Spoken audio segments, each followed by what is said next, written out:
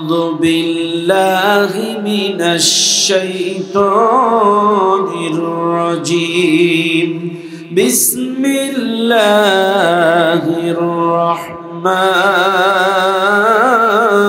الرحيم وقاتلوا في سبيل الله الذين يقاتلونكم ولا تعتدوا إن الله لا يحب المعتدين صدق الله العظيم সূরাটির নাম সূরাতুল বাকারা নাজিল হয়েছে মদিনায় আয়াত সংখ্যা 286 রুকু সংখ্যা 40 এই সূরাটা কোরআনুল কারীমের দ্বিতীয় এবং সর্ববৃহত্তম সূরা একটি পারায় 20টা পৃষ্ঠা আর এই সূরাটা 48টা পৃষ্ঠা জুড়ে একটা সূরা এত বড় একটি সূরা এই সূরাটার 190 নম্বর আয়াত আমি আপনাদের সামনে তেলাওয়াত করেছি ভালো করে খেয়াল করবেন আমার দেশের মানুষ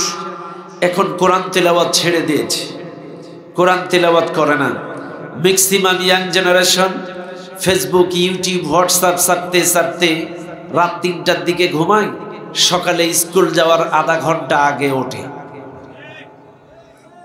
কথা কন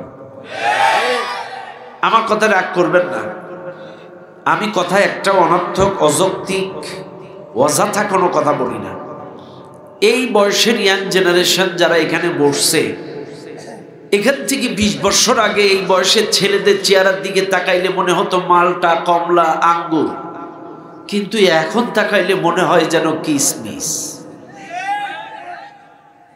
রাগ করবেন না কিন্তু আবারও বলছি আমি কটাক্ষ করার জন্য ক্রিটিসাইজ করার জন্য কোনো কথা বলি না কেন বলছি কারণ অতিরঞ্জিত রাত জাগলে তাদের চোখ কালো হয়ে যায় চেহারা দমড়ে মুসকে যায় কতক্ষণ যদি পর্নোগ্রাফি রিল ভিডিও টিকটক আবল তাবল সিনেমা দৃশ্য দেখা হয় তাহলে এদের শরীরের ফিটনেস গঠন ঠিক থাকবে না আর এটা তো বাহ্যিক দৃষ্টিকোণ থেকে আপনারা দেখতেছেন মোবাইলে এটা শয়তানের তাড়নায় পড়ে কারণ শয়তান অশ্লীলতা বেহায়াপনা বেশি পছন্দ করে কিন্তু আল্লাহ বলছেন ওয়ালা তাকরাবুল ফাওয়াহিশা মা যাহারা মিনহা ওয়া মা বাতান তোমরা অশ্লীল ফাহিশা কাজের কাছে প্রকাশ্যেও যাইও না গোপনেও যাইও না প্রকাশ্যেও যাওয়া হারাম গোপনেও যাওয়া হারাম এবার আসেন যদি কেউ অশ্লীল দৃশ্য পর্নোগ্রাফি রিল ভিডিও টিকটক আবল তাবল সিনেমা দেখে মনে করবেন যে দুদিন পরে তওবা করব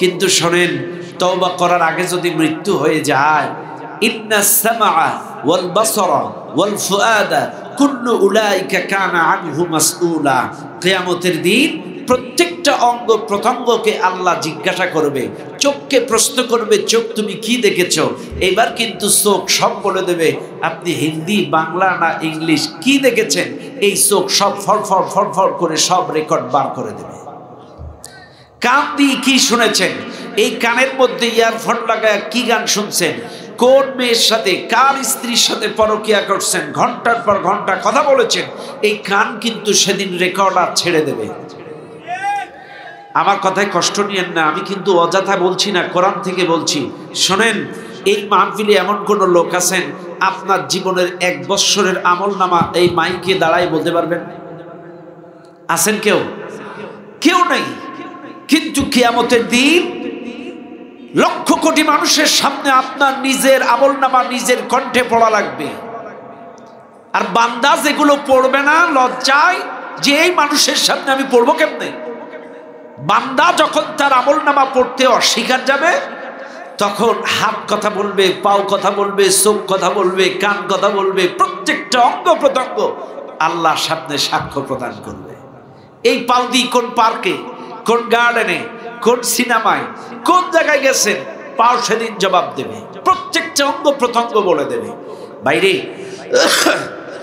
এই জন্য কোরআনের আমল করবেন কোরআন পড়বেন বেশি বেশি কোরআন পড়বেন আল্লাহ পাক আমাদেরকে মনে রাখবেন মাদকাসক্ত এবং অশ্লীলতার থেকে মানুষকে ফিরাইতে পারে কেবল কোরআন তেলাওয়াত আর বিশুদ্ধ নামাজ কোরআন তেলাওয়াত আর বিশুদ্ধ নামাজ একমাত্র কঠিন মাদকাসক্ত আর অশ্লীলতার বেহায়াপনার মানুষগুলোকে ফিরাইতে পারে নামাজ এবং বিশুদ্ধ কোরআন তেলাওয়াত। মনে রাখবেন, নামাজ কিন্তু শুধু পড়লে হবে না, খুশু খুজুর সাথে পড়া লাগবে। এই দুটো জিনিস মানুষকে ফিরাইতে পারে। এখন আসেন, কোরআন তেলাওয়াত বেশি বেশি করবেন, চাইলে দেখবেন আপনার জীবন পরিবর্তন হয়ে যাবে। কথা কোন ঠিক না বেটি? এখন আসেন, এই সূরার 190 নম্বর আয়াত আল্লাহ কি বলেন? ওয়াকাতিলু ফি সাবিলিল্লাহিল্লাযীনা ইউকাতিলুনাকুম।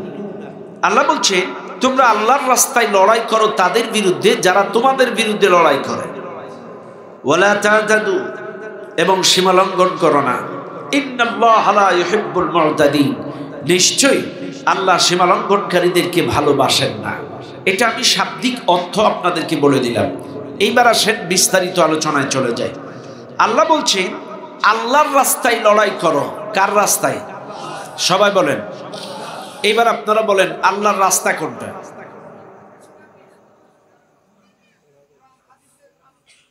কোরআন হাদিসের আলোচনা। আর কেউ? কোরআনের পথ। আর কেউ আছে? হ্যাঁ, দ্বীন ইসলাম। খেয়াল করেন, এই মাহফিলে বিভিন্ন পথের মতের তরিকার সিলসিলার কায়দার লোক থাকতে পারে। এটা আপনার ব্যক্তিগত ব্যাপার। আওয়ামী লীগ, বিএনপি, জাতীয় পার্টি, জামাত, 4 দল, 14 দল, 18 দল, চরমনায়, তাবলীগ, মাঝভান্ডারী, ফুরফুরা, আটরশি, বিভিন্ন দলের মতের পথের লোক একটা মাহফিলে থাকতেই পারে। এটা ব্যক্তিগত ব্যাপার। তবে মনে রাখবেন, কেউ মনে করে শুধুমাত্র পীর মুরিদিটাই আল্লাহর রাস্তা, কেউ মনে করে শুধু জিকির করাটাই আল্লাহর রাস্তা, কেউ মনে করে শুধু নামাজ পড়াটাই আল্লাহর রাস্তা, কেউ মনে করে শুধুমাত্র সপ্তাহে সপ্তাহে জিকির আর ওরস শরীফে বাবার দরবারে যে জিকির করে খুঁটিতে ওঠাটাই আল্লাহর রাস্তা। মোটামুটি এক একজনের ধারণায় এক এক কায়দা। বুঝবেন, আমার কথায় ভুল বুঝবেন না, আমি শুধু বোঝানোর জন্য বলছি। আবার অনেক লোক আছে, এরা বলে মানুষ যদি নামাজ পড়ে, নামাজের দাওয়াত দেয়, নামাজ পড়ে, এদেশের মানুষ যখন সব নামাজি হয়ে যাবে সমাজ পরিবর্তন হয়ে যাবে, কাজে এটাই আল্লাহর রাস্তা। বুঝেন? কিন্তু সব মানুষ নামাজি হয়ে গেলে সব পরিবর্তন হয়ে যাবে। আচ্ছা ভাই, সব যদি নামাজি হইলেই যদি পরিবর্তন হয়, তাইলে আপনারা বলেন শামীম উসমান তো 72 রাকাত করে তাহাজ্জুদ পড়ত। নারায়ণগঞ্জ পরিবর্তন হইছে না ওর ব্যক্তি জীবন পরিবর্তন হইছে? ও কি বেনামাজি ছিল? নামাজি। আমাদের ম্যাডাম যিনি পালিয়ে গেছেন, উনিও তো নামাজ পড়তো, কোরআন দিয়ে দিন শুরু করতো। তাহলে 16টা বছরে আবার উনি কিন্তু জননী ছিল আমাদের। কথা কেন? তাইলে এতগুলো আলেমের জননী, উনি নামাজ পড়তো, কোরআন দিয়ে দিন শুরু করতো। এই লোকটা কেন 16 বছরে এই সমাজ পরিবর্তন করতে পারলো না? আবেদ আলী কাকু 5 ওয়াক্ত নামাজ পড়তো, এক এক প্রশ্ন ফাঁসে 50 করে নিছে। কত করে? 50। আমাদের দরবেশ কাকুর কি সুন্দর দাড়ি, উনি আবার কোরআন শরীফেরও ভুল ধরতো মাঝে মাঝে। শুনছেন না আপনারা? উনি মাঝে মাঝে বলতো হাদিসে সমস্যা আছে, কোরআনেও একটু একটু আছে। কত বড় বাটপার! হ্যাঁ, চাইলে খেয়াল করেন, এই দরবেশ বাবাও তো নামাজ পড়তো, কি সুন্দর দাড়ি। এই লোকটা কি পরিবর্তন করলো? একাই তো 38,000 কোটি মেরে দিছে। চাইলে বোঝা গেল নামাজ তাদের জীবন পরিবর্তন করতে, এটাই আল্লাহর রাস্তা, নামাজটাই আল্লাহর রাস্তা। নামাজের দাওয়াত দাও, নামাজ পড়লেই মানুষ পরিবর্তন হবে, এটা ভুল। আবারও বলছি, আমি কাউকে টার্গেট করে, হেয় করে, কটাক্ষ করে, অপমান করে কথা বলি না, কিন্তু বোঝানোর জন্য বলছি, যারা মনে করে নামাজটাই পূর্ণাঙ্গ দিন, এটা 100% ভুল। নামাজ হচ্ছে আল্লাহর একটি হুকুম, সর্বোত্তম ইবাদত, ফরজ ইবাদত। কাজে নামাজটাই পরিপূর্ণ দিন, এটা 100% ভুল। কারণ আল্লাহ কিন্তু বলেই দিয়েছেন, আল ইয়াউমা আকমালতু লাকুম দীনাকুম ওয়া আতমামতু আলাইকুম নি'মাতি ওয়া রাদিতু লাকুমুল ইসলাম দীনা। তোমাদের জন্য দিনটাকে পরিপূর্ণ করে দিলাম। চাইলে আল্লাহ যদি দিন পরিপূর্ণ করে দেয়, আপনারা খালি নামাজ নিয়ে পড়ে থাকেন কেন? আর কি কাজ নাই? কষ্ট পাচ্ছেন আপনারা? খারাপ, আমারে ভুল বুঝবেন না, কিন্তু বোঝার চেষ্টা করেন। আবার অনেকে বলে নামাজ বেহেশতের চাবি। কিসের চাবি? আস-সালাতু মিফতাহুল জান্নাহ, হাদিসও বলে নামাজ বেহেশতের চাবি। এটা আমিও একমত। চাবি আছে কারো কাছে?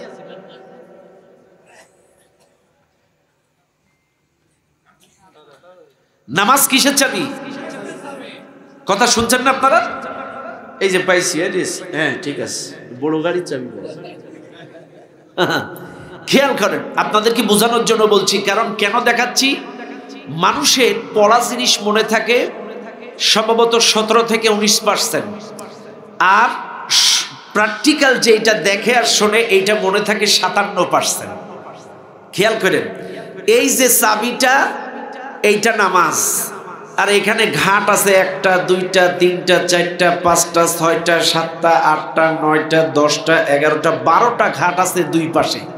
আবারও বলছি, সোজা অংশটা নামাজ, আর এই 12টা ঘাট হলো হারাম হালাল, অর্থনীতি, রাজনীতি, পরিবার নীতি।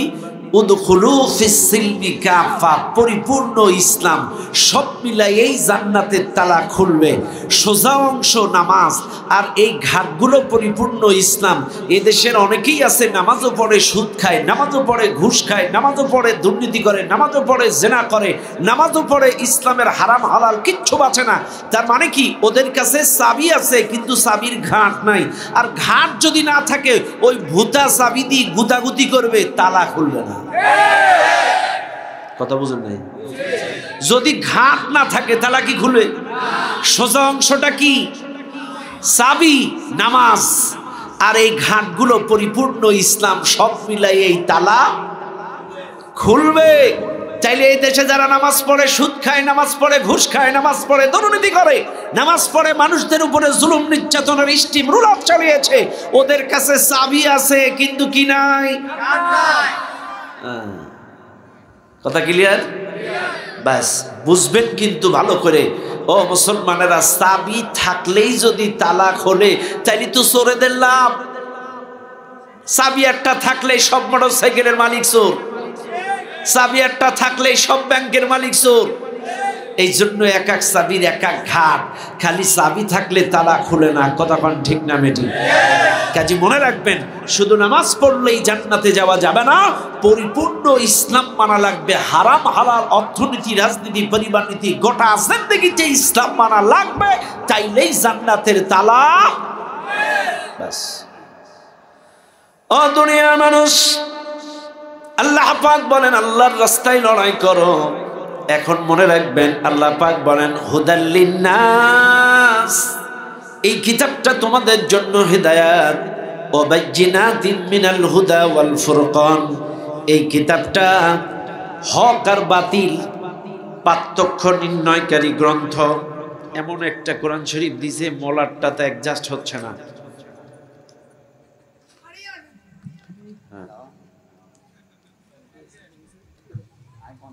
আচ্ছা, হোক হোক হোক, সমস্যা নেই, খুলতে হবে না। জানি মনে রাখবেন, এটি হচ্ছে আমার আপনার জন্য কি হেদায়াত, হুদাল লিন্নাস, গোটা বিশ্ববাসীর জন্য এই কিতাবটা কি, আরো জোরে, এবং হক আর বাতিল পার্থক্য নির্ণয়কারী কষ্টি পাথর গ্রন্থ।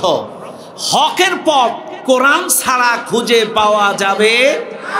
যদি মিষ্টি মৌমাছির চাক থেকে টাটকা মধু খেয়েও বলে আমারটাই হকের পথ, আর যদি কোরআনের কথা না বলে, কোরআন দিয়ে না ডাকে, কোরআনের সমাজ বিনির্মাণের কথা কর্মসূচি না থাকে, এটা কখনো হকের পথ হতে পারে?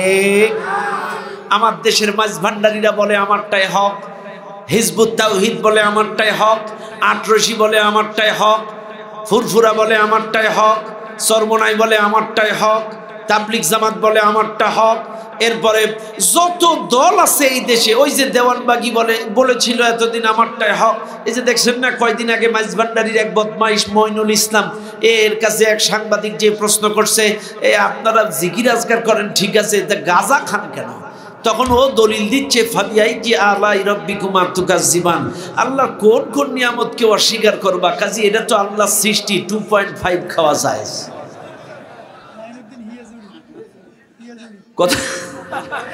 কত বড় বাটপাস। এরপরে বলছে, আচ্ছা বুঝলাম, তাহলে আপনারা মেয়ে লোক দেখেন কেন? বলছে এটা তো শুকরিয়ার ব্যাপার, আল্লাহ সৃষ্টি দেখবো আর শুকরিয়া আদায় করবো। এত বড় খারাপের খারাপ। এরাও বলে আমারটাই হক। এখন আসেন, সবাই যদি হক হবে তাইলে সত্য পথ কোনটা? আমার কথা রাগ করবেন না কিন্তু। হিজবুত তাওহীদকে দেখেন না আপনারা? এদের দেখছেন আল্লাহু আকবার, এদের ইমামতিও করে মহিলারা, দামড়া কটা পিছনে থাকে, মহিলারা নামাজ পড়ায়। চাইলে এরাও দাবি করে আমারটাই হক, দেওয়ানবাগি দাবি করে আমারটাই হক, কিন্তু স্পষ্ট ভাষায় শুনে নেন, আল্লাহর পথ, কোরআনের পথ, হকের পথ, সত্যর পথ একমাত্র কোরআনের রাস্তা। কারণ আমার নবীকে আল্লাহ দুনিয়ায় পাঠিয়েছিল কোরআন দিয়ে। হুয়াল্লাযী বাআসা ফিল উম্মিয়্যিনা রাসূলাম মিনহুম ইয়াতলু আলাইহিম আয়াতি। 4 দফা কর্মসূচি দিয়ে পাঠিয়েছিল। প্রথম নাম্বার ছিল ইয়াতলু আলাইহিম আয়াতি, এই কিতাবের আয়াতগুলো তেলাওয়াত করে এই জাতির মানুষদেরকে শোনাও। কিতাবুন আনজালনাহু ইলাইকা লিতুখরিজান নাস মিনাজ যুলুমাতি ইলান নূর, এই দুনিয়ার মানুষদেরকে এই কিতাব দিয়ে অন্ধকার থেকে আলোর পথে ডাকো। আবার আরেক জায়গায় বলেন ইয়া আইয়ুহার রুসুলু বাল্লিগ মা উনজিলা ইলাইকা মির রাব্বিক। বাল্লাগা ইউবাল্লিগু মানে পৌঁছে দেওয়া। কি করা? পৌঁছে দেওয়া। কি পৌঁছাবেন? মা উনজিলা ইলাইকা মির রাব্বিক, আল্লাহর পক্ষ থেকে যে কিতাবটা নাজিল হয়েছে এই কিতাবের দাওয়াত মানুষের কাছে পৌঁছে দিয়ে রবের দিকে ডাকা। চাইলে আমরা বারবার কিন্তু দলিল পাইছি, বারবার কিন্তু তথ্য পেয়েছি। আল্লাহর নবীকে কোরআন দিয়ে পাঠালেন, কোরআন দিয়ে অন্ধকার থেকে আলোর পথে ডাকতে বললেন, কোরআন দিয়ে মানুষের কাছে দাওয়াত দিয়ে রবের দিকে ডাকতে বললেন। চাইলে বারবার আমার নবী কোরআন দিয়ে ডেকেছেন, অন্ধকার থেকে আলোর পথে ডেকেছেন, কোরআনের সমাজ প্রতিষ্ঠার কথা বলেছেন, এই কোরআনেরই দাওয়াত দিয়েছেন। এটাই নবীওয়ালা দাওয়াত, এটাই হকের দাওয়াত, সত্য দাওয়াত। এইবার আপনারা বলেন, এই দেশে এতগুলো মানুষ আছে, এতগুলো দল আছে, সবাই কি কোরআন দিয়ে ডাকে? তাইলে এগুলো হকের পথ হতে পারে? কথা ক্লিয়ার? ব্যাস, এইবার আসেন আপনারা। এখন এখানে অনেক সাধারণ পাবলিক আছে, সবাই তো আর ইসলামিক মাইন্ডেড না। অনেক সাধারণ পাবলিক আছে, শিক্ষিত, আইনজীবী, ব্যারিস্টার, জজ, ইঞ্জিনিয়ার, ডাক্তার, বিভিন্ন সাধারণ মানুষ। এরা এখন দ্বিধাদ্বন্দ্বে পড়ে যায়, ইউটিউব দেখে, বিভিন্ন সোশ্যাল মিডিয়া দেখে দ্বিধাদ্বন্দ্বে পড়ে যায় যে আচ্ছা হুজুর, এই সবাই বলে হক, সবাই বলে হক, আচ্ছা তা আপনাদের এই হুজুরদের মধ্যে 80 গুন্ডা দল কেন? বলে না? আপনাদের মধ্যে 80 গুন্ডা দল, তাহলে আমরা সঠিক কোনটা খুঁজে পাবো? আপনাদের মধ্যে কেন 80 গুন্ডা দল? আচ্ছা বলেন তো, এই হুজুরদের মধ্যে যে 80 গুন্ডা দল, এটা ভালো না খারাপ? ভালো, এটা ভালো। শোনেন, আমি প্রমাণ দেই। এই যে মনে করেন ইসলামী শাসনতন্ত্র, ইসলামী খেলাফত মাজলিস, ইসলামী ঐক্য জোট, ইসলামী ঐক্য ফ্রন্ট, এই যে এতগুলো ইসলামী দল, এটা প্লাস পয়েন্ট। কেন প্লাস পয়েন্ট? সামনের দিকে আসুন। বিয়ে করেছেন কয়টা? শালা কয়টা? আরে লজ্জা পাওয়ার কি আছে? একটাই শালা। হ্যাঁ ঠিক আছে। আমার ভাইয়ের কয়টা শালা? একটাই শালা। উনি বিদেশ ছিল 10 বছর, ওনার শালা আর কি। 10 বছর পরে বোনের বাড়ি, বোন জামের বাড়ি বেড়াইতে এসেছে। এখন ওনার ওয়াইফ হোম মিনিস্টার আর কি। এখন হোম মিনিস্টার কারা? বাড়ি আলাদা না? এটা কিন্তু আমার কথা না, এটা হাদিস। হাদিস বলছে কিয়ামতের আলামত, কিয়ামতের পূর্বে প্রত্যেকটা স্বামী তার স্ত্রীদের অনুগত হয়ে যাবে। তার মানে স্ত্রীর কথায় উঠবে, বসবে, স্ত্রীদের অনুগত হয়ে যাবে স্বামীরা। আমার কথা রাগ করেন, আপনাদের নোয়াখালী এরকম নেই, কিন্তু অন্য দেখবেন ইনকাম করে ম্যানেজার, ইনকাম করে স্বামী, ম্যানেজার কিন্তু বউ। ম্যানেজারের সিগনেচার ছাড়া একটা বিল পাস হয় না। আপনার জন্মদাতা বাবা, আপনার পিতা, সে পান খাওয়ার টাকা 200 টাকা আর একটু গোবদাড়ি কাটার টাকা 200 টাকা সপ্তাহে নিবে, তাও দেখবেন ছেলেটা চুরি করে, আব্বা তোমার বৌমা যেন না দেখে। কেন আপনি চুরি করে দেবেন কেন? হ্যাঁ, আপনি কি ঘর জামাই নাকি? চুরি করে দিবেন কিনলে? আপনি ডাইরেক্ট দেন, আপনি প্রকাশ্যে আপনার স্ত্রীর হাতে দেন, যেই টাকা দিলাম আমার বাবার হাত খরচ, পান খাবে এবং গোপদাড়ি সাফ করবে, সপ্তাহে 500 টাকা বউয়ের হাতে দেন। বউ যখন এই টাকাটা নিয়ে শ্বশুরকে দিবে, লাভ দুইটা। কয়টা লাভ? 1 নাম্বার লাভ, এই স্ত্রী যখন শ্বশুরকে টাকা দিবে, শ্বশুর চিন্তা করবে, হায় হায় আমার বৌমা আর হাত খরচ দেয়, তাইলে আর এখন নালিশ করব কেন? টুকটাক কিছু করলেই দেখবেন শ্বশুর শাশুড়ি খালি নালিশ করে, এরকম তোমার বৌমা আজকে এরকম করেছে, ওরা করেছে। এখন ওই হাত খরচ যখন শ্বশুরিতে দিবে, তখন কিন্তু এই নালিশ বন্ধ হয়ে যাবে। আর কোনো নালিশ টালিশ করবে না, আর বৌমা খুব ভালো, যদি ওই মাঝে মাঝে হাত খরচটা। তাহলে 1 নাম্বার লাভ। 2 নাম্বার লাভ, আপনার স্ত্রীর কলিজাটাও বড় হবে যে আমি আমার শ্বশুরকে হাত খরচ দেই, আরো 5 মহিলার সাথে গল্প করবে। এই কথা কন। এই জন্য আপনারা চুরি চামারি করে দিবেন না, মনে থাকবেন ইনশাআল্লাহ। আপনার বাবা আপনার মা, আপনি কেন চুরি করবেন? নামাজ যেমন ফরজ, রোজা যেমন ফরজ, হজ যেমন ফরজ, প্রত্যেকটা সন্তানের জন্য তার পিতামাতার খেদমত করাটাও ফরজ। শুধু নামাজ রোজার ফরজ ঠিক রাখবেন আর বাপ মার বেলায় নফল না, পিতামাতার খেদমত করাটাও ফরজ, এটা মাথায় রাখবেন। কথায় কথা বেড়ে যায়।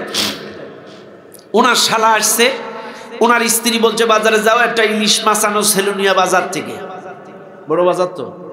হ্যাঁ, নাম কি বলো আপনার? মেহেদি হাসান। এখন মেহেদি ভাই বাজারে গেছে, যে দেখে 50 দোকানে মাছ, ইলিশ মাছ মাত্র 1 দোকানে। ইলিশ মাছ কয় দোকানে? মাত্র 1 দোকানে ইলিশ মাছ। 50 দোকানে মাছ, কিন্তু ইলিশ 1 দোকানে, 49টা দোকানে আদার্স অন্য মাছ। এখন আমার ভাইয়ের বইয়ের অর্ডার, হোম মিনিস্টারের অর্ডার, বসা হোক, খাটো হোক, বাসি হোক, ছোট হোক, নন্দ হোক, যাই হোক, ওইটাই আনা লাগবে। কারণ অন্য দোকানে ইলিশ মাছ নাই, 1 দোকানে যাচাই করার চান্স নাই, ওটাই আনা লাগবে। কিন্তু আমার ভাই যদি বাজারে যে দেখতো 50 দোকানে ইলিশ মাছ, চাইলে কোনটা তাজা, কোনটা ডিমওয়ালা, কোনটা তেলওয়ালা, কোনটা ভালো, কোনটা শক্ত, দেখে দেখে বেছে বেছে ভালো মাছটাই বাড়িতে আনতে পারত। ও ভাই, আজকে আমাদের দেশেও 50টা ইসলামী দল, এটা আমার আপনার জন্য প্লাস পয়েন্ট। যদি একটা দল থাকতো, যাচাই করার কোনো চান্স ছিল না কোনটা ভালো কোনটা খারাপ। 50টা থাকার কারণে যাচাই করার সুযোগ আছে, আপনার বিবেক আছে, মনুষ্যত্ব আছে। এতগুলো ইসলামী দল, কিন্তু সবাই কোরআন দিয়ে ডাকে না, সবার দলের কোরআনের কর্মসূচি নাই। কোরআন দিয়ে ডাকে যারা, কোরআন দিয়ে কথা বলে যারা, কোরআনের সমাজ প্রতিষ্ঠিত করতে চায় যারা, দেখে দেখে বেছে বেছে কোরআনের দলটাই গ্রহণ করে নেন। কথা বলেন, কোরআনের দলটাই গ্রহণ করে নেন। কাজী কোরআন আছে যেখানে, এই তোমার সাউন্ড তো আস্তে আস্তে কমে যাচ্ছে, শোনা ভাই একটু খেয়াল করে। তাইলে কোরআন আছে যেখানে, কোরআন নাই যেখানে। কথা ক্লিয়ার? কারণ আল্লাহ বলে দিচ্ছে কথা, ইয়া আইয়ুহাল্লাযীনা আমানু লা তাত্তাখিযু আবাআকুম ওয়া ইখওয়ানাকুম আউলিয়া ইন ইসতাহাব্বুল কুফরা আলাল ঈমান। আল্লাহ বলেন, হে ঈমানদারগণ, তাদের সাথে বন্ধু বানায়ও না যারা ঈমানের চাইতে কুফরিকে বেশি পছন্দ করে, ঈমানের চাইতে কুফরিকে বেশি পছন্দ করে। আবাআকুম, সে যদি তোমার বাবাও হয়, ওয়া ইখওয়ানাকুম, সে যদি তোমার ভাইও হয়, তাদের সাথে বন্ধু বানায়ও না। যদি বানাও, ওয়ামান ইয়াতাওয়াল্লাহুম ফাউলাইকা হুমুজ জালিমুন, তোমরা জালেম হয়ে যাবে। কাজী শুনে নেন, যারা ঈমানের চাইতে কুফরিকে পছন্দ করে, তারা যেই হোক না কেন, যেই দলের হোক না কেন, এদের সাথে কোনো সম্পর্ক। 2 নাম্বার করবেন কাদের সাথে? ইয়া আইয়ুহাল্লাযীনা আমানুত্তাকুল্লাহ ওয়া কুনু মা'আস সাদিকিন। আল্লাহ বলেন, হে ঈমানদারগণ, আমি আল্লাহকে ভয় করো, সত্যবাদীদের সাথে চলো। এখন সত্যবাদী কারা? কোরআন দিয়ে কথা বলে যারা। সত্য পথে কারা? কোরআনের পথে ডাকে যারা। সত্য সমাজ চায় কারা? কোরআনের রাষ্ট্র চায় যারা। কথা বলেন, মনে রাখবেন, এই কোরআনের মধ্যে কোনো ভেজাল আছে? কোনো মিথ্যা কথা আছে? কথাগুলো কার? এর মধ্যে কোনো ভেজাল নাই। তাইলে যারা কোরআন দিয়ে কথা বলে, কোরআন দিয়ে ডাকে, কোরআনের সমাজ চাই, এই সমাজে কেবলমাত্র শুধুমাত্র সত্য দল তারা, কোনো সন্দেহ নাই। এবার আসেন, যদি কেউ মনে করেন সন্দেহ আছে, একটু খেয়াল করেন, আপনাদেরকে বোঝায় যে কোরআনের মধ্যে এই কথাগুলো কার? এটা কি দলীয় কোনো স্লোগান যে জমিন যার আইন চলবে তার? এটা ব্যক্তিগত কোনো স্লোগান, দলীয় কোনো স্লোগান? কথাটা কার? আলা আলাহুল খালকু ওয়াল আমর ইনিল হুকমু ইল্লা লিল্লাহ। কথাটা কার? জমিন যার আইন চলবে তার। আচ্ছা ভাই, এই যে জমিন যার আইন চলবে তার, এই কথাটা কি আপনি আওয়ামী লীগ হন, বিএনপি হন, জাতীয় পার্টি হন, এটা কি আপনাদের মানতে কোনো আপত্তি আছে? নাই তো, নাই তো, নাই। আচ্ছা এইবার বলেন, আপনারা সবাই ইমানদার? সবাই ইমানদার? একটু হাত তোলেন। আপনারা সবাই ইমানদার? হাত নামান, বলেন আলহামদুলিল্লাহ। বলেন আমরা সবাই ইমানদার। হ্যাঁ, এতে কিন্তু কোনো সন্দেহ নাই, সবাই ইমানদার। তবে সবার ইমান এক কোয়ালিটির না। কেউ গোল্ডেন প্লাসের, কেউ এ প্লাসের, কেউ এ গ্রেডের, কেউ বি গ্রেডের, কেউ সি, আবার কেউ ওয়াইজেড। কারণ আছে, এটা রাগ করার কিছু নাই। কেউ আছে জুমায় জুমায় নামাজ পড়ে, কেউ আছে ঈদে ঈদে নামাজ পড়ে, কেউ আছে সারা বছর রোজা নাই, আবার ঈদের দিন ঈদগায় আছে। তার মানে এইরকম বিভিন্ন কোয়ালিটির ইমান। তবে সবাই ইমানদার, সবার ইমান এক কোয়ালিটির না। তবে ইমানদার, যদি ইমানদার আপনারা হন, চাইলে ইমানদারদের জন্য দলিল শোনেন। আল্লাহ পাক বলেন, আল্লাযীনা আমানু ইউকাতিলুনা ফি সাবিলিল্লাহ।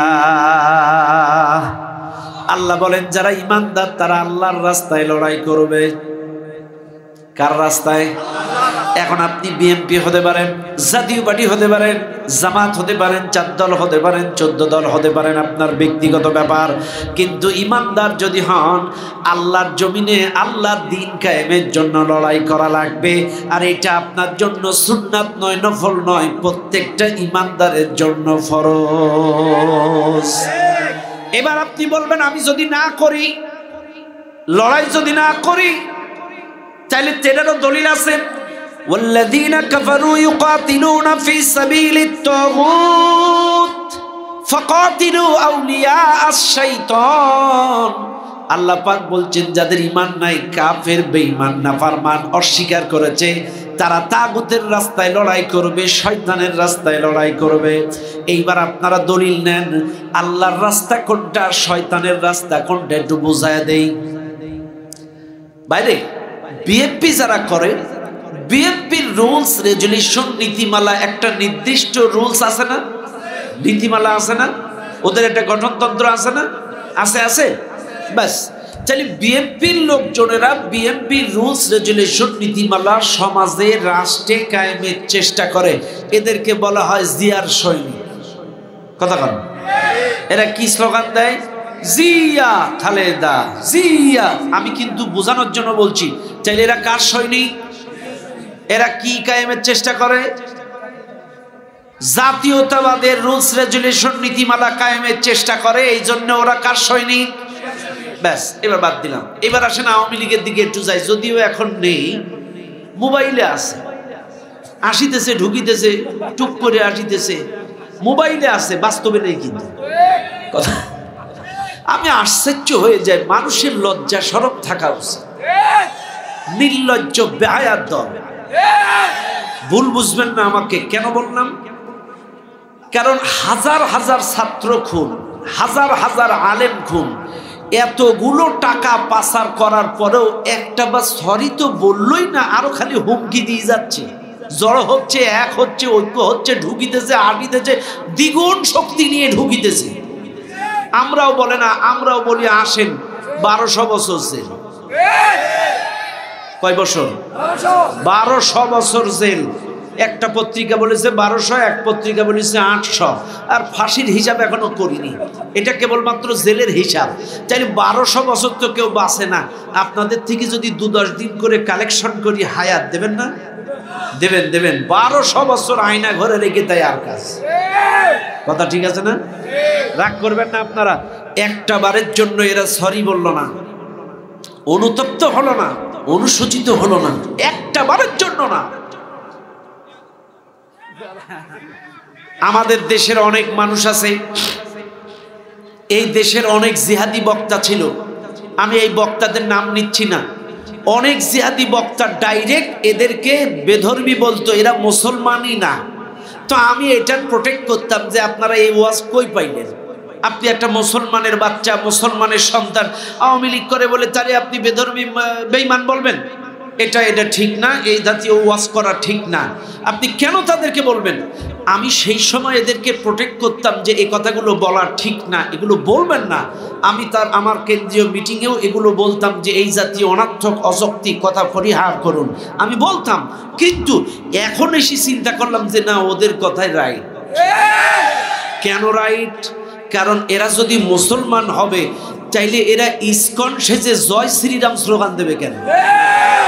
জয় শ্রীরাম স্লোগান তো কোনো মুসলমানের বাচ্চা দিতে পারে না। কথা কন না? রাগ করেন না আমার কথায়। চাইলে এরা যদি মুসলমান হবে, এদের যদি ঈমান থাকবে, চাইলে ঈমান বিক্রি করে দিই, এরা কখনো জয় শ্রীরামের ওই গেরুয়া কালার কাপড় পরে রাস্তায় নেমে ইসকনের সদস্য হতে পারত না। চাইলে এখান থেকে বাস্তবে প্রমাণ পাওয়া যায় এদের ঈমান আগেও ছিল না, এখনো নাই। কথা ক্লিয়ার? কথা ক্লিয়ার? বাস, রাগ করেন না আমার কথায়। আপনারা বলবেন হুজুররা খালি গীবত করে, মঞ্চে উঠলে এর ওর বিরুদ্ধে বলে। শোনেন, সবার বিরুদ্ধে বলা গীবত না। তাইলে তো আপনারা বলবেন আবু জেহেলের বলাটাও গীবত, ফিরাউনের বিরুদ্ধে বলাটাও গীবত, নমরুদের বিরুদ্ধে বলাটাও গীবত, কারুনের বিরুদ্ধে বলাটাও গীবত না। গীবত হচ্ছে একজনের অনুপস্থিতিতে তার দোষ ত্রুটি আলোচনা করে মজা নেওয়া, তৃপ্তি নেওয়া, আনন্দ পাওয়া, তাকে হেয় করার উদ্দেশ্যে তার দোষ ত্রুটি পাড়ায় পাড়ায় মহল্লায় কথা বলে একটু তৃপ্তি নেওয়া, মজা পাওয়া, একজনের অনুপস্থিতিতে তার দোষ ত্রুটি আলোচনা করা। আর সমালোচনা জায়েজ কোনটা? যদি কারোর পাতানো ফাঁদ থেকে, ষড়যন্ত্রের জাল থেকে, তাদের নাটক থেকে কাউকে যদি বাঁচাতে চান, এটা আপনার জন্য ফরজ। যেমন ফিরাউনের ষড়যন্ত্রের জাল থেকে, ফিরাউনের নাটক থেকে, ফিরাউনের কর্মকাণ্ড থেকে জাতিকে কিয়ামত পর্যন্ত সচেতন করা জায়েজ। আবু জেহেলের নাটক থেকে, তার ষড়যন্ত্র থেকে, তার পাতানো ফাঁদ থেকে কিয়ামত পর্যন্ত জাতিকে সচেতন করা জায়েজ। নমরুদের পাতানো ফাঁদ থেকে, কর্মকাণ্ড থেকে জাতিকে কিয়ামত পর্যন্ত সচেতন করা জায়েজ। কাজে আমি মনে করি এই জালেমদের 16 বছরের নাটক, তাদের পাতানো ফাঁদ, তাদের কর্মকাণ্ড থেকে জাতিকে সচেতন করা জায়েজ, এটা গীবত নয়। কারণ এই সনাতন ধর্মী হিন্দু ভাইয়েরা ওদের পাতানো নাটকে পা দিয়েছে। এ কথা কন, কথা কন। কারণ আজকেই দেখলাম পত্রিকায়, আজকেই দেখলাম ফেসবুকে, হিন্দু ভাইয়ের সনাতন ধর্মীয় নেতৃবৃন্দ, হিন্দু খ্রিস্টান বৌদ্ধ ঐক্য জোটের নেতারা বলতেছে সারাটা জীবন আওয়ামী লীগ আমাদেরকে ব্যবহার করেছে, আমাদের ঘর বাড়ি ভেঙেছে, ব্ল্যাকমেল করেছে, আর ওরা ফায়দা নেওয়ার চেষ্টা করেছে। ওরা নিজেরাই আজকে স্বীকারোক্তিমূলক জবানবন্দি দিয়েছে। আপনারা তাকায় দেখেন ভাইরে, এই মাদারীপুরে ইসকনের মন্দিরে হামলা করতে যে 3 ছাত্রলীগ নেতা গ্রেপ্তার, দেখেছেন না? এটা কিন্তু কোনো মুসলমান হাত দেয়নি, ছাত্রলীগ হাত দিছে। কথা কন, খেয়াল করেন। চাইলে ইসকনের সদস্য যারা, এরা কিন্তু উগ্রবাদ, সন্ত্রাস, এরা প্রকৃত অর্থে কোনো ধর্মের লোক নয়। এই ভারতের দিকে তাকান, হাজার হাজার লক্ষ লক্ষ কোটি কোটি সনাতন ধর্মীর লোক আছে। কোন সাধারণ হিন্দু ভাইয়েরা বাবরি মসজিদ ভাঙে নাই, বাবরি মসজিদ ভেঙেছে ইসকনের সদস্যরা। এই যে আগরতলায় হাই কমিশনে হামলা করেছে কারা? এরা সাধারণ হিন্দু সনাতন ধর্মাবলম্বী না, এরা কিন্তু ইসকনের সদস্যরা। আমাদের অ্যাডভোকেট সাইফুল ইসলাম আলিফকে হত্যা করেছে কারা? এরা সাধারণ হিন্দু সনাতন ধর্মাবলম্বী না, এরা ইসকনের সদস্যরা। এর আগে ওই চট্টগ্রামে পাহাড়িয়া অঞ্চলের মধ্যে এক হিন্দু আর এক ভাইকে জবাই করে তাদের গোশত ফেসবুকে লাইভে এসে খেয়েছিল। আপনাদের প্রমাণ আছে, ফেসবুকে এখনো ভাসে। এটা কিন্তু ইসকনের সদস্যরা। চাইলে আপনারা বলেন যে ধর্মেরই হোক না কেন, আমরা কোনো ধর্মের বিরুদ্ধাচরণ করি না, সাম্প্রদায়িক দাঙ্গা হাঙ্গামা বিশ্বাস করি না। হিন্দুদের পাশেই মসজিদ, মসজিদের পাশে মন্দির, মসজিদের পাশে পুজো চালাচ্ছে, আমরা নামাজ পড়ছি, কোনো দ্বিধাদ্বন্দ্ব নাই, আমরা সবাই মিলে মিশে আছি, কোনো ঝামেলা নাই। কিন্তু কেউ যদি সন্ত্রাসী করে, জঙ্গিবাদী করে, তালেবানি করে এই সমাজকে ফাসাদ সৃষ্টি করার চেষ্টা করে, সে যে ধর্মের হোক, আমরা অন্যায়ভাবে আঘাত না করে আইনের মাধ্যমে তাদের ফাঁসির কাস্টে ঝোলাবো ইনশাআল্লাহ। কথা কোন ঠিক না বেটি? মনে রাখবেন, ইসকন চীনে নিষিদ্ধ, ওই তুরস্কে নিষিদ্ধ, মালয়েশিয়ায় নিষিদ্ধ, বাংলাদেশে কেন নিষিদ্ধ হবে না? অবশ্যই করতে হবে। কারণ প্রকাশ্য দিবালোকে যারা মানুষ হত্যা করে, আর যাই হোক, এরা কখনো ভালো মানুষ হতে পারে না। কতক্ষণ ঠিক না বেটি? বাইরা আমার খারাপ লাগতেছে আপনাদের? কষ্ট হচ্ছে না তো? বুঝলেন বাইরা আমার? কথায় কথা বেড়ে যায়। যে কথা আমি বলছিলাম, মুসলমান বাবাজিরা আমার, চাইলে আল্লাহ পাক বলেন ইমানদার যদি হন, আল্লাহর রাস্তায় লড়াই করা লাগবে। ইমান যদি না থাকে, যদি মনে করেন আপনি আল্লাহর রাস্তায় লড়াই করবেন না, তার কথাও কোরআনে বলছে ওয়াল্লাযীনা কাফারু ইউকাতিলুনা ফি সাবিলিত তাগুত, ওরা তাগুতের রাস্তায় লড়াই করবে। এখন তাগুতের রাস্তা কোনটা? মনে রাখবেন, আল্লাহর রাস্তা ওইটা।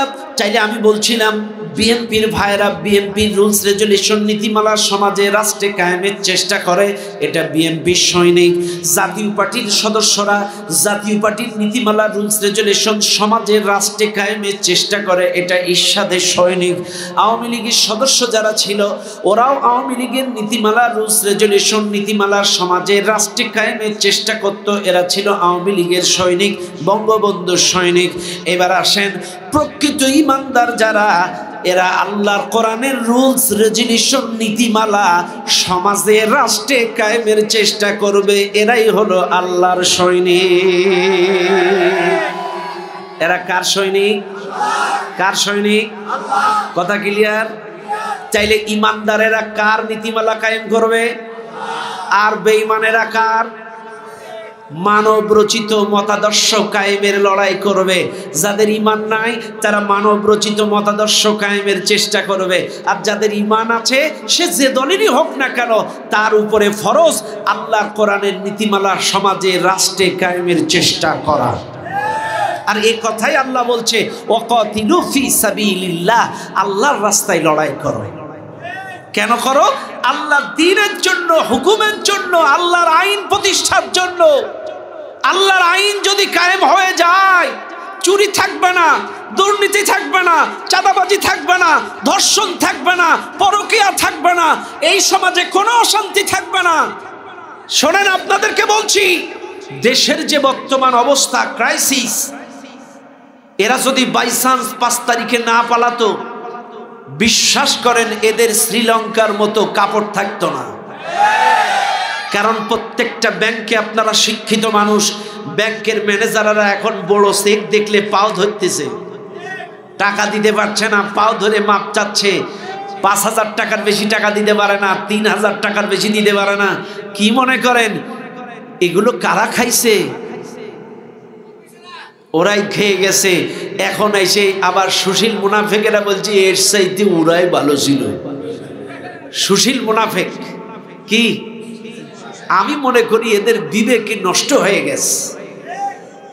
হ্যাঁ, বলে এদের চাইতে ওরাই ভালো ছিল, তার মানে হয়ও লুচ্চা ছিল, নাইলে বান্ডেল বান্ডেল মারতে পারছে না, তাই কথা বলে।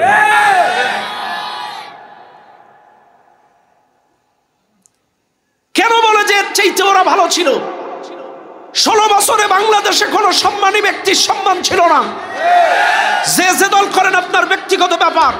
মিজানুর রহমান আজারিকে দেশ থেকে বের করে দিয়েছে, আল্লামা মামুনুল হককে জেলখানায় বন্দী করেছে, জুনায়েদ বাবুনগরীকে জেলখানায় বন্দী করেছে, আমির হামজাকে জেলখানায় বন্দী করেছে, রফিকুল ইসলাম মাদানীকে ন্যাংটা করে রিমান্ডে নিয়েছে, কোরআনের পাখি শহীদ আল্লামা দিলওয়ার হোসেন সাইদিকে 13টা বছর জেলখানায় রেখে পরিকল্পিতভাবে হত্যা করেছে। 16 বছরে এই দেশে সম্মানী ব্যক্তির সম্মান ছিল না। আমরা চোরের মতো বেড়াতাম। আপনাদের দেশে কখনো ওয়াজ করতে আসলে রাতে টুপি খুলে মাস্ক পরে রাতের বেলায় যাওয়া লাগতো। চোরের মতো ভয়ে ভয়ে আতঙ্কে থাকতাম। আমরা বাড়িতে থাকতে পারতাম না। 16টা বছর সাতক্ষীরার মানুষের নির্যাতন নিপীড়নের কথা শুনলে গান পটল খাড়া দেবে। ভাইরে, একটা সরকারি চাকরিজীবী মাস শেষে যেমন বেতন পায়, সাতক্ষীরার দল, বিরোধী দল, ইসলামী আন্দোলন এবং বিএনপি জামাতের ভাইদের প্রত্যেকজনের কাছ থেকে মাসিক 5,000, 10,000, 20,000 করে মাসিক টাকা নিয়েছে এই জালেমেরা। প্রতিটা কর্মীর কাছ থেকে নিয়েছে। এমনও কর্মী আছে সাতক্ষীরায়, তারা শেষ পর্যন্ত মামলার হাজিরা দিতে না পেরে নিজের শরীরের রক্ত বিক্রি করে মামলার হাজিরার টাকা দিয়েছে। আমার কথা বলছি, আমার সাতক্ষীরার সেক্রেটারি নায়েবে আমির মারা গেছে, আমরা জানাজায় গেছি, 110 জনকে গ্রেফতার করছে আমাকে সহ। অপরাধ জানাজায় গেছস কেন? যে দেশে জানাজা পড়াটাও নিরাপদ না, এরা কি করে বলে যে এর চাইতে ওরা ভালো ছিল? কত বড় ষড়যন্ত্র থেকে আল্লাহ বাঁচিয়েছে আপনারা কল্পনাও করতে পারেন না। আল্লাহ না করুক যদি আর 2 বছর এরা যাইতো, চট্টগ্রাম ওদের দিয়ে দিত। শোনেন, কত বড় ষড়যন্ত্রের হাত থেকে আল্লাহ বাঁচাইছে, এটা আপনারা কল্পনাও করতে পারেন না। এই চট্টগ্রাম তো বিক্রি হয়ে গেছিল, এ তো আল্লাহ নিজ হাতে বাঁচাইছে, নিজ হাতে বাঁচাইছে। এখনো মাঝে মাঝে আতঙ্কিত মনে হয় যে আসলে কি ওরা গেছে? কথা বল না। খালি দোয়া করতাম, আল্লাহ তুমি কি দেখো না, তুমি কি দেখো না, তুমি কি দেখো না। আরে এখন খালি মনে হয় আল্লাহ দেখাবা, তাই বলি এত তাড়াতাড়ি? সুবহানাল্লাহ বলেন। আলহামদুলিল্লাহ, আলহামদুলিল্লাহ। এই জন্য আসেন, কে কোন দল করেন আমি জানি না, আল্লাহর পক্ষে আসেন, কোরআনের পক্ষে আসেন, ইসলামের পক্ষে আসেন। কেন আসবেন না আপনি? কেন আসবেন না? একটা ছোট্ট উদাহরণ দিই। সাপোজ আপনাদের কারোর করোনা রোগ হয়েছে। একটা লোকের যদি করোনা রোগ হয়, একটা হসপিটালে ভর্তি করলে 1 ঘন্টা অক্সিজেন দিলে 200 টাকা বিল, 2 ঘন্টা অক্সিজেন দিলে 400 টাকা বিল, 3 ঘন্টা অক্সিজেন দিলে 600 টাকা বিল। এবার আসেন, বুঝবেন কিন্তু একটা করোনার রোগীকে ভর্তি করলে 1 ঘন্টায় যদি 200 টাকা হয়, একদিনে 4800 টাকা, 1 মাসে 1,44,000 টাকা, 1 বছরে 1,72,08,000 টাকা। বুঝেন কিন্তু 1 ঘন্টায় 200, একদিনে 4800, 1 মাসে 1,44,000, 1 বছরে 1,72,08,000 টাকার অক্সিজেন 1 বছরে। চাইলে বাজান আপনার বয়স কত? 74। তাহলে 74 বছরে কত টাকার অক্সিজেন খাইছে? ও ভাই, আপনারা বুকে হাত দেন না, আপনার 50, কারো 30, কারো 40, আপনি 30 বছরে কত টাকার অক্সিজেন খাইছেন? একটা টাকাও বিল দেয়া লাগছে? হসপিটাল থেকে রুগী বাইর করতে গেলে টাকা না দিলে বের করতে দেয় না। যদি মারাও যায় তাও বিল পরিশোধ করে রুগীর লাশ বাইর করতে হয়। অথচ 50টা বছর আপনারা বিনা টাকায় অক্সিজেন খাচ্ছেন। কেন কোরআনের পক্ষে লড়াই করবেন না? কেন করবেন না? কেন? আল্লাযী খলাকাকুম, তোমাদেরকে সৃষ্টি করেছি আমি আল্লাহ। আল্লাযী জাআলা লাকুমুল আরদা ফিরাশা, এই জমিনটাকে বিছানা বানিয়েছি আমি আল্লাহ। ওয়াস সামাআ বিনাআ, আসমানটাকে ছাদ বানিয়েছি আমি আল্লাহ। ওয়া আনজালা মিনাস সামাই মাআ, আসমান থেকে বৃষ্টি বর্ষণ করি আমি আল্লাহ। ফাখরাজা বিহি মিনাস সামারাতি রিজকান লাকুম, এই জমিন থেকে ফসলের মাধ্যমে তোমাদের রিজিকের ব্যবস্থাও করি আমি আল্লাহ। তাহলে সৃষ্টি করলাম আমি, জমিন দিলাম আমি, আসমান দিলাম আমি, বৃষ্টি দিলাম আমি, রিজিক দিলাম আমি, অক্সিজেন দিলাম আমি। এত কিছুর পরেও যদি আল্লাহর রাস্তায়, আল্লাহর আইনের পক্ষে লড়াই না করেন, আপনারা এই পৃথিবীতে থাকার কোনো অধিকার নাই।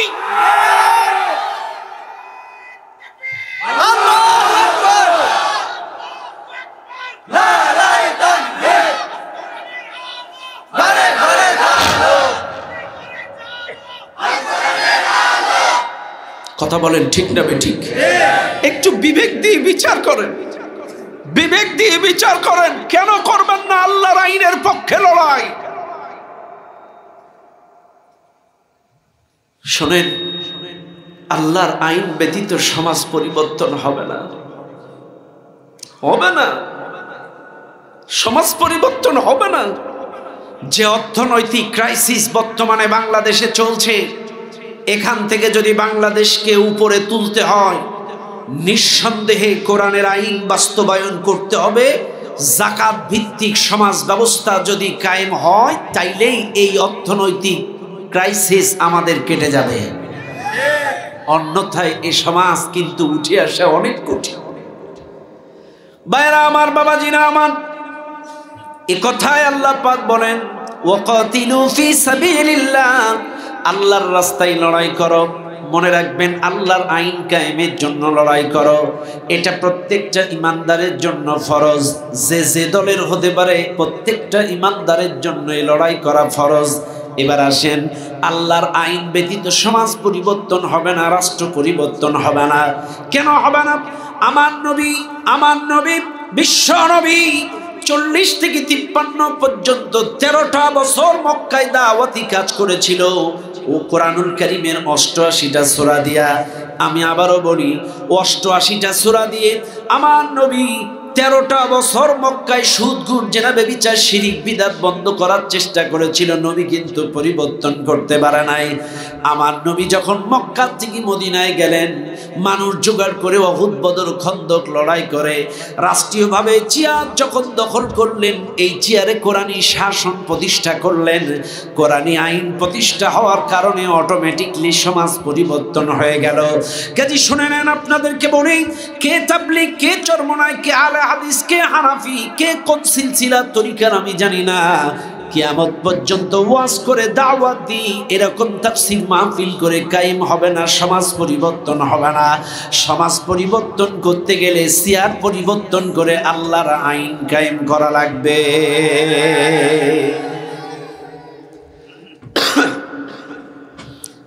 আর আল্লাহর আইন পরিবর্তন করতে গেলে মায়ের আছে না নাই? আছে না নাই?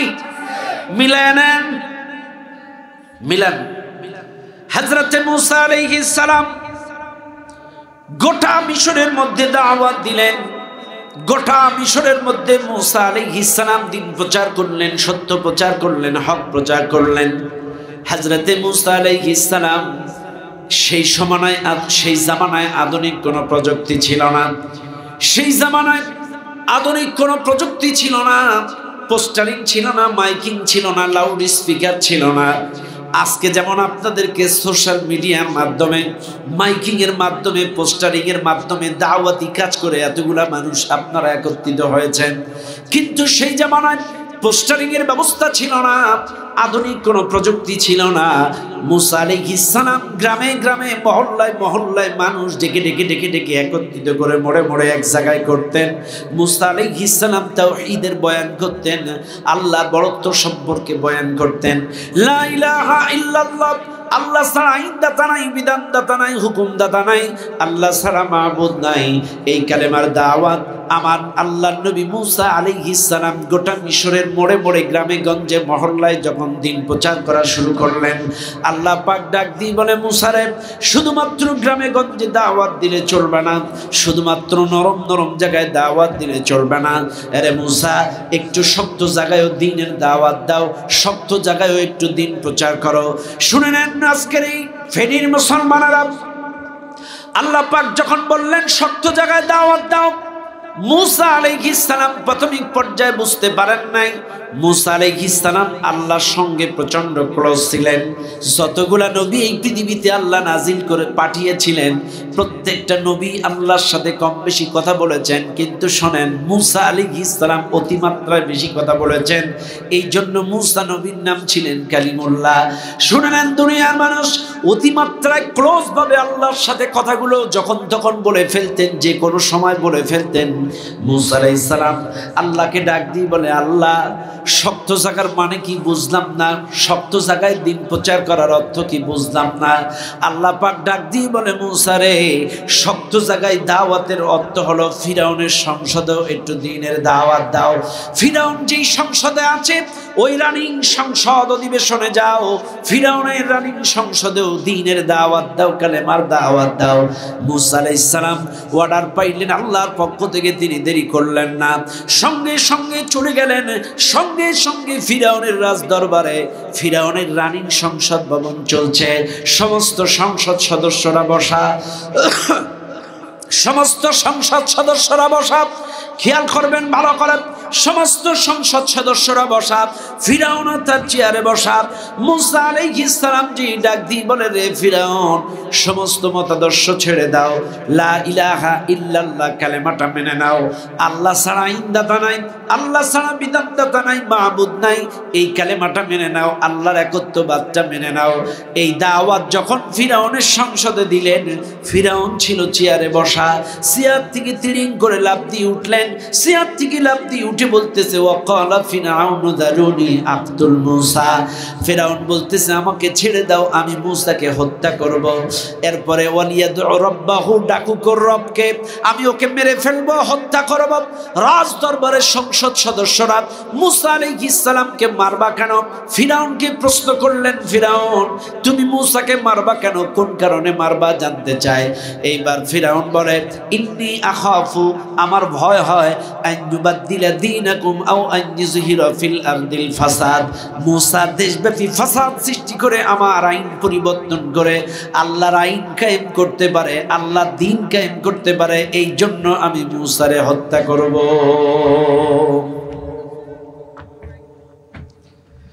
গোটা মিশরে যখন দাওয়াত দিতেছে কেউ মারে নাই,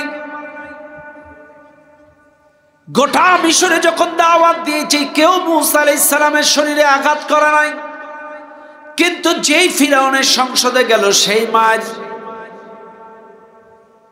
আজকে বাংলাদেশের দিকে তাকান, 16টা বছর এত পীর এই দেশে আছে, এত দরবেশ এই দেশে আছে, এত শায়েখ আছে, 16টা বছর কেউ মার খায় নাই। মার খাইছে তারা, ওই চেয়ারের কাছে গেছে যারা। কথা ঠিক না বেটি? বুঝবেন কিন্তু ভালো করে, 16টা বছর এত পীর, এত দল, এত মুরিদ, এত দরবেশ, এত শায়েখ, এত মুরব্বী, কেউ মার খায় নাই। মার খাইছে তারা, ওই জায়গায় চেয়ারের কাছে গেছে যারা। ফেরাউন কিন্তু মুসারে মারে নাই, মারছে কখন? যখন সংসদে দাওয়াত নিয়ে গেছে। যার মানে ফেরাউন কি বলেছিল? আমার ভয় হয় মুসা দেশব্যাপী ফাসাদ সৃষ্টি করে আমার আইন পরিবর্তন করে আল্লাহ রচিত আইন কায়েম করতে পারে, এই জন্য মুসারে মাইরে দেব। চাইলে এই হুজুরগুলারেও কিন্তু মারছে একটাই কারণ, এই হুজুরগুলো যদি এই সংসদে আসে,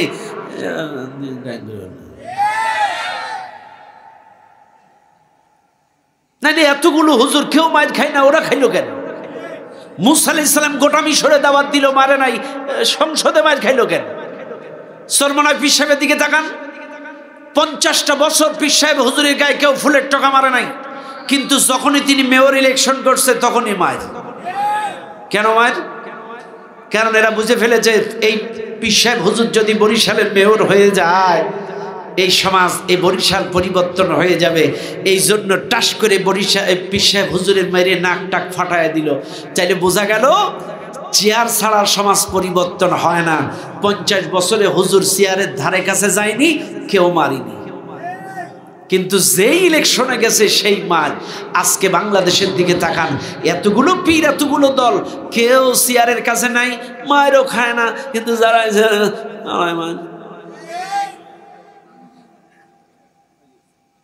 এটি কি তাদের ব্যক্তিগত অভিমত? এটা তো আমার নবীওয়ালা কাজ।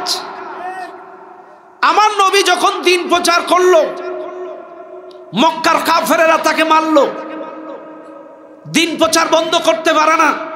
দলে দলে মক্কার মানুষ মুহাম্মাদের দলে অংশগ্রহণ করে।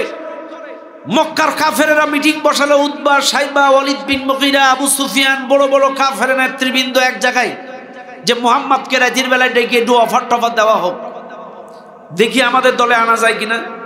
মোহাম্মদকে রাতের বেলায় ডেকে বলছে, মোহাম্মদ তুমি যে দিন প্রচার করছো, এই মানুষ আসলে তুমি চাও কি? বাড়ি চাও না, গাড়ি চাও না, নারী চাও না, সম্পত্তি চাও না। আবু জেহেল শেষ পর্যন্ত বলেই ফেললো, তুমি কি আমার এই প্রেসিডেন্টের চেয়ারটা চাও? বুঝেন? কিন্তু আবু জেহেল লাস্ট পর্যন্ত চেয়ারের অফার দিল, তুমি কি আমার চেয়ারটা চাও? কিন্তু নবী কি কইছিল? না। আসলে কি নবী চেয়ার চাইনি? চাইছে কার কাছে? কার কাছে? আরো জোরে কর। কেন এর কাছে চেয়ার নি করবো কি? এ তো কাফের, এর সংসদ সদস্যরাও কাফের। কাজে এর কাছ থেকে যদি আমি চেয়ার নেই, হয়তো আমি প্রেসিডেন্ট হব, কিন্তু 300 সংসদ সদস্য তো সব ওরাই। আমি বলবো চুরি কাটার আইন পাশ করা হোক, স্পিকার বলবে আইনের পক্ষে কারা আছেন হা বলুন, ওরা 300 সদস্য, কেউ তো হা বলবে না। এইবার বলবে এই আইনের বিপক্ষে কারা আছেন না বলুন, ওরা বলবে না। এইবার স্পিকার হেসে বলবে না জয়যুক্ত, না জয়যুক্ত, না জয়যুক্ত। কাজী মোহাম্মদের হাত কাটার আইন বাতিল করা হলো। কাজী আই ওর আন্ডারে চেয়ার নিয়ে হরবটা কি? কোনো লাভ নাই। এই জন্য চেয়ার চাইছে কেউ কার কাছে?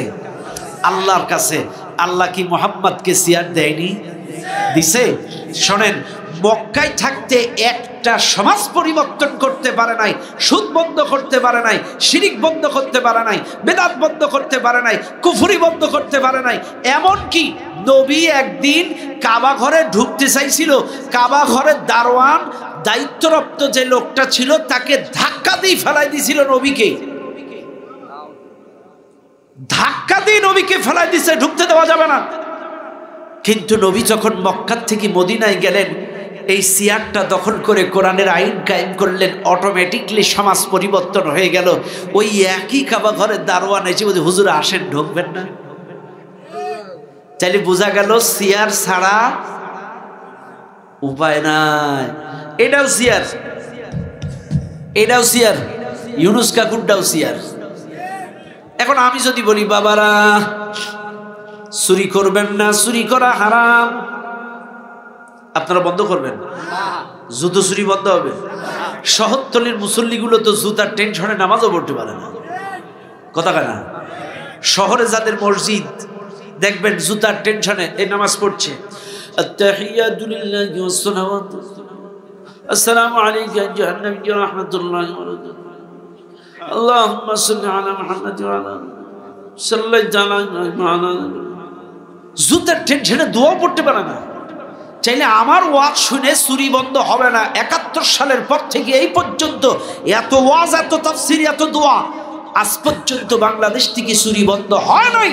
কিন্তু ইউনুস কাকু যদি ওই চেয়ারে বসে বলে কাল থেকে চুরি করলে কোরআনের আইন আস-সারিকু ওয়াস-সারিকাতু হাত কাটা, এটা যদি ইউনুস কাকু বাস্তবায়ন করে, কালকের থেকে সাইকেল চোর, জুতো চোর, স্যান্ডেল চোর, ব্রিজ চোর, রাস্তা চোর, কালভার্ট চোর, সব চোর ভালো হয়ে যাবে। এগুলো কিসের পাওয়ার?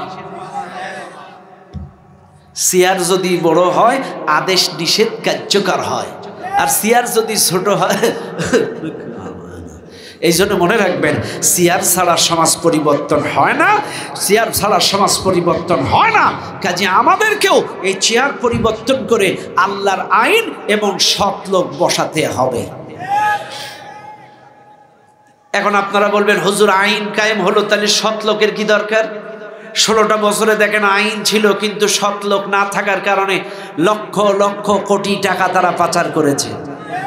এই চট্টগ্রামের সাবেক ভূমিমন্ত্রী সাইফুজ্জামান চৌধুরী এর 500 বাড়ি পাওয়া গেছে খালি বিদেশের মাটিতে। কয়শো বাড়ি? 500 বাড়ি। এরপরে ওই যে ম্যাডাম বলেছিল আর পিয়নই 400 কোটি টাকার মালিক। কি সম্মানের সহিত বলেছিল, আর পিয়ন 400 কোটি টাকার মালিক। এগুলো কোন ব্যাপার না, কোটি কোটি টাকার বিষয় আর কি। এখন কথা হলো একটাই, ভাইরে, যদি আইন আছে কিন্তু সৎ লোক নাই, কাম হবে না।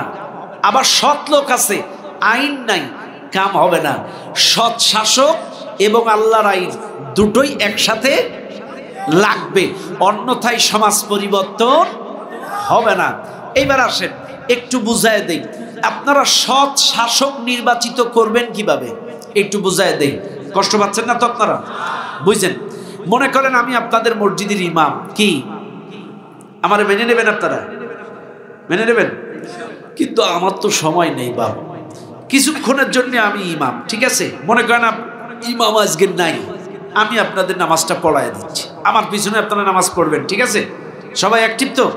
হ্যাঁ, রেডি? নামাজ পড়াচ্ছি। আল্লাহু আকবার। আলহামদুলিল্লাহি রাব্বিল আলামিন মালিক ইয়াউমিদ্দিন ইয়াকা না'বুদু ওয়া ইয়াকা নাস্তাঈন ইহদিনাস সিরাতাল মুস্তাকিম সিরাতাল লাযীনা আন'আমতা আলাইহিম গায়রিল মাগদুবি আলাইহিম ওয়ালাদ-দাল্লিন।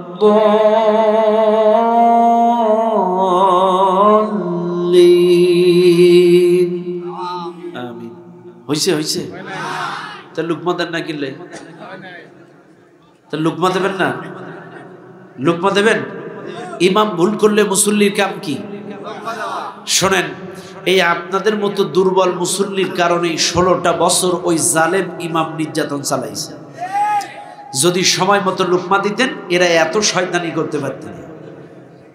প্রথম দিন ভুল করলাম, লুকমা দিলেন। এবার আসেন দ্বিতীয় দিন।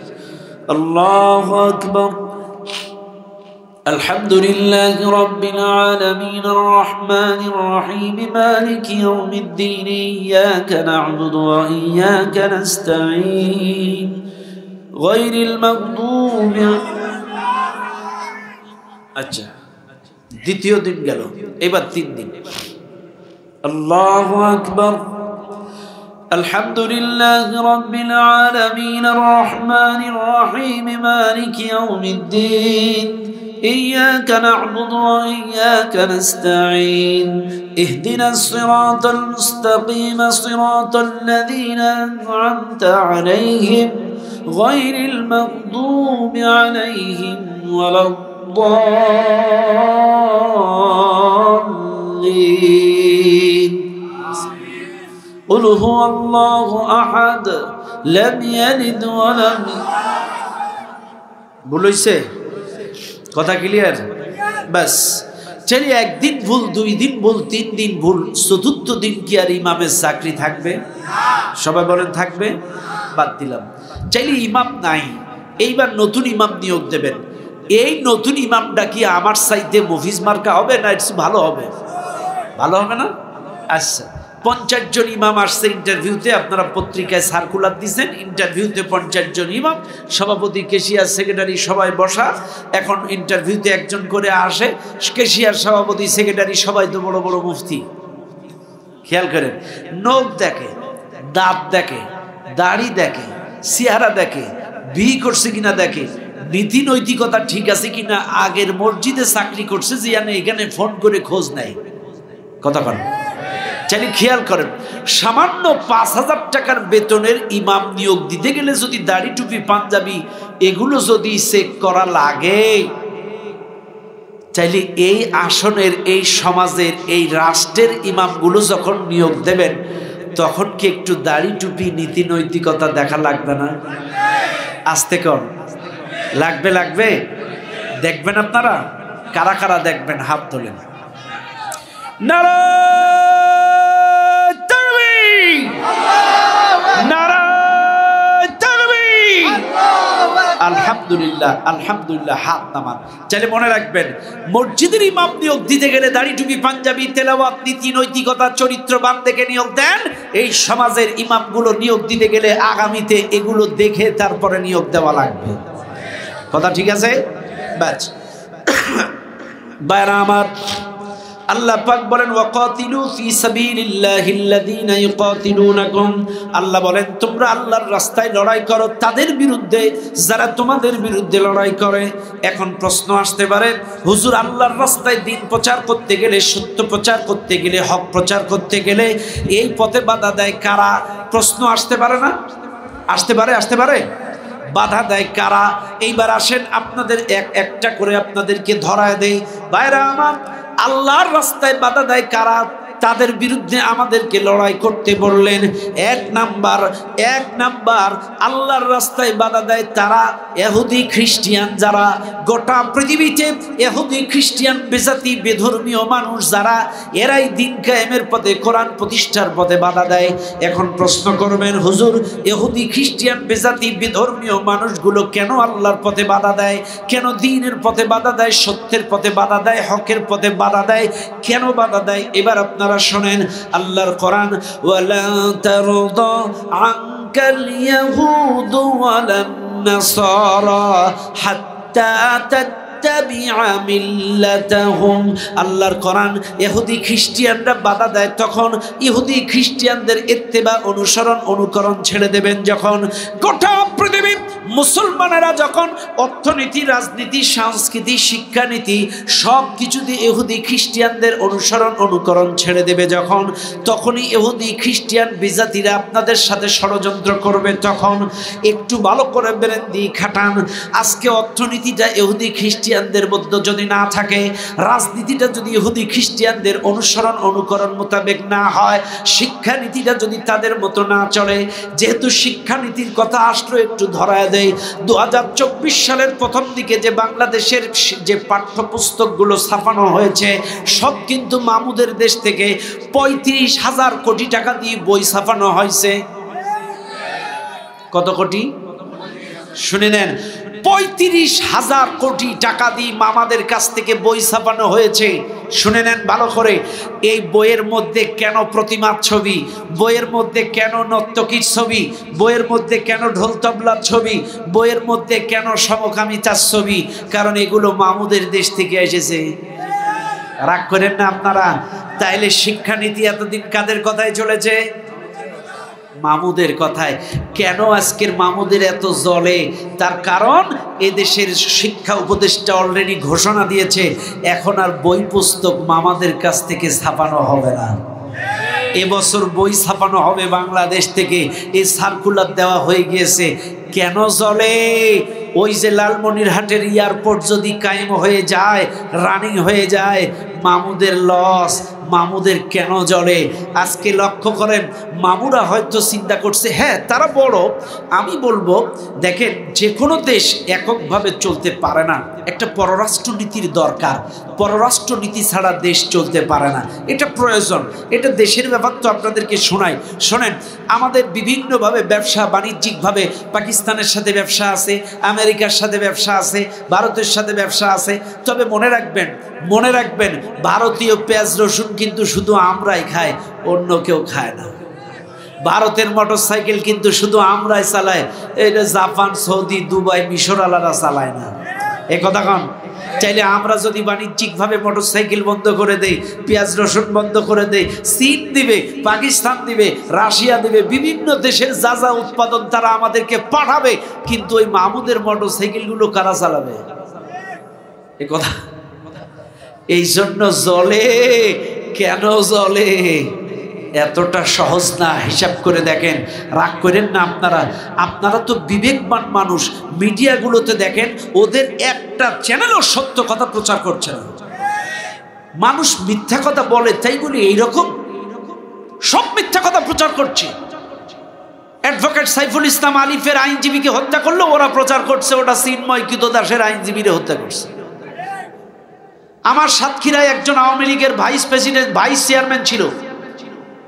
সাতক্ষীরায় ভাইস চেয়ারম্যান আওয়ামী লীগের, এত খারাপ, এর নাম ছিল শাহেন শাহ মুসলিম। এত হাজার কোটি দুর্নীতি করেছে একটা ভাইস চেয়ারম্যান।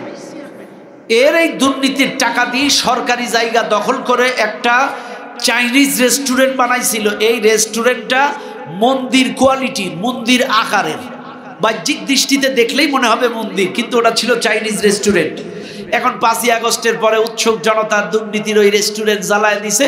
ভারতের রিপাবলিক বাংলা প্রচার করতেছে যে মন্দির জ্বালায় দিছে। কত বড় বাটপার! এই জন্য আমি বলবো, শুনে নেন ভালো করে, আমাদের কারোর সাথে কোনো দ্বিধাদ্বন্দ্ব নাই। হিন্দু, মুসলিম, খ্রিস্টান, আমি কিন্তু ভারতের অনেক রাজ্যে প্রভাব করেছি। বিশ্বাস করেন, ভারতের হিন্দুদের চাইতে আমার দেশের হিন্দু ভাইয়েরা 1000 গুণ নিরাপদ। হাজার হাজার গুণ নিরাপদে আছে বাংলাদেশের হিন্দু ভাইরা।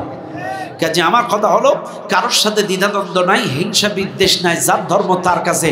কিন্তু 5% হিন্দু হয়ে 90% মুসলমানের দেশে দাদাগিরি চালাইলে এটা আমরা মেনে নেব না। আমরা কিন্তু জলে ভেসে আসি না।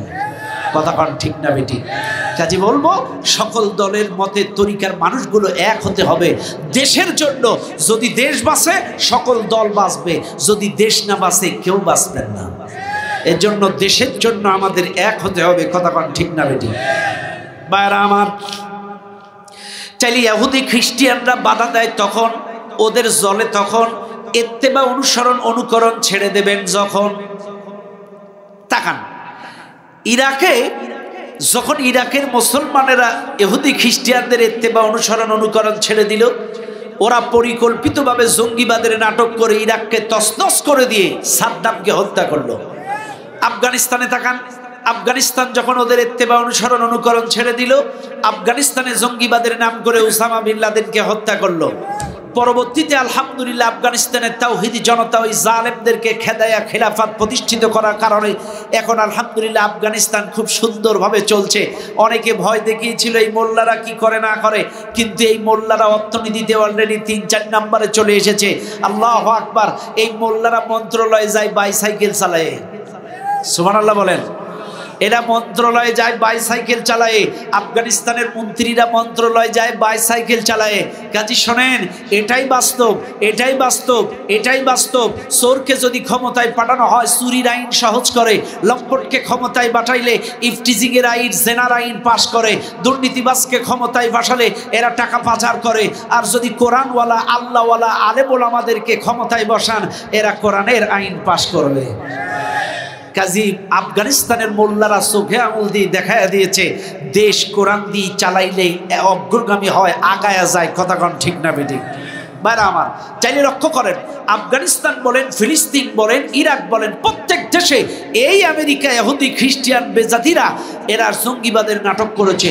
এই বাংলাদেশেও 16টা বছর জঙ্গিবাদের নাটক করে বাংলাদেশটাকে তছনছ করে দিয়েছে।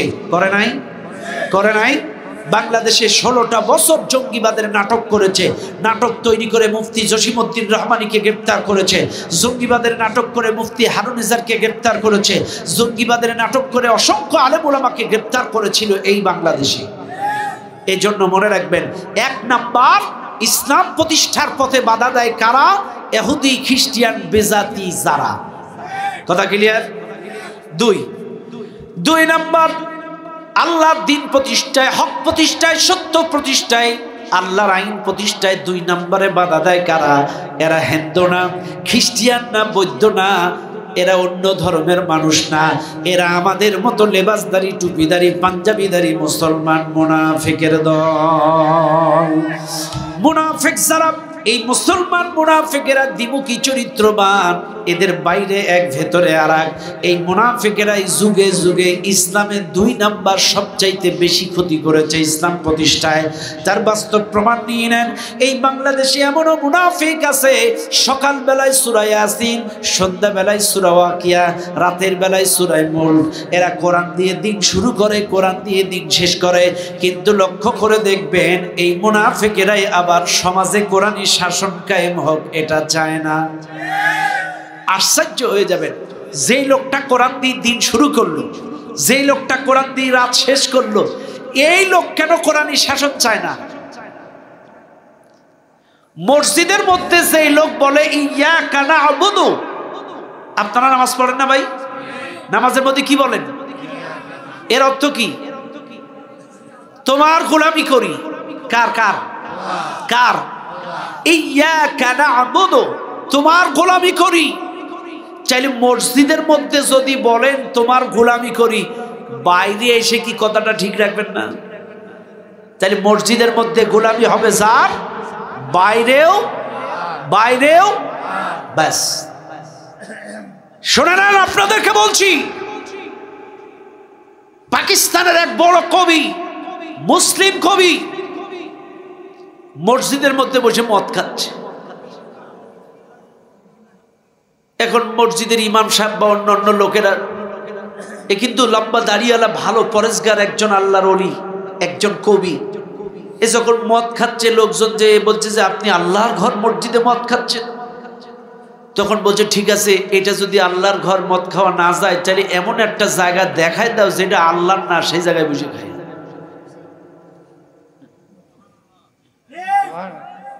কথা বুঝেন না আপনারা? আল্লাহর ঘর মসজিদে যদি মদ খাওয়া না যায়, এমন একটা জায়গা দেখায় যাও যেটা আল্লাহর না, সেই জায়গায় বসে খায়। সুবহানাল্লাহ কর না। আপনাদের কথাই বলছি, মসজিদে কেউ গান শোনেন, ব্লু ফিল্ম দেখেন, ফেসবুক চালান, টিকটক দেখেন, রিল ভিডিও দেখেন, কেন দেখেন না? আল্লাহর ঘর, তাহলে বাইরে দেখেন কেন? কথা কন না। আল্লাহর ঘরে যদি blue film, pornography, TikTok, reel video দেখা না যায়, এই জমিনটা কার? তাহলে এই জায়গায় দেখেন কেন?